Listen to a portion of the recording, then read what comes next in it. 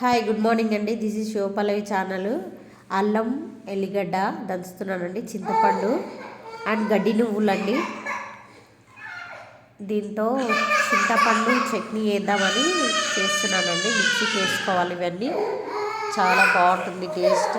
చూడండి, ఒకసారి ట్రై చేసి చూడండి, నచ్చుతుంది. ఇది పసుపు పసుపు వేయాలండి. పసుపు వేసిన తర్వాత నెక్స్ట్ మిక్సీకి పట్టాలి. మిక్సీకి పట్టినాక కొంచెం అల్లం కొంచెం ఉప్పు కారం కూడా వేసుకోవాలి.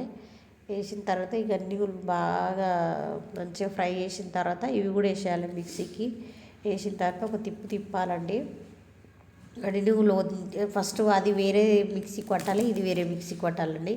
ఎందుకంటే ఇది గడ్డి నువ్వులు అనేది ఎంటికల్లా ఉంటుందండి. అందులో వేసినాం అనుకోండి అది ఇట్లా మనం తినలేకపోతాం. అందుకని ఓన్లీ జ్యూస్ మాత్రమే అందులో కలపాలి. చాలా బాగుంటుంది టేస్ట్. తర్వాత ఇంకా చింతపండు అదంతా వేసి మిక్సీకి పట్టేసుకోవాలి. తర్వాత కొంచెం పోసేయాలి. చాలా బాగుంటుంది టేస్ట్.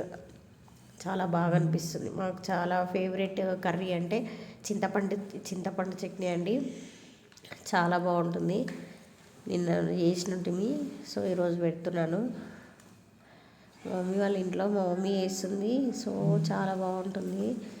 ఇది చట్నీ ఇలా ట్రై చేసి చూడండి. వచ్చి ఉంటుంది చాలామందికి, కాకపోతే ఇది ఈజీ మెథడ్ లాగా ఉంది అందుకని పెడుతున్నాను. కొంచెం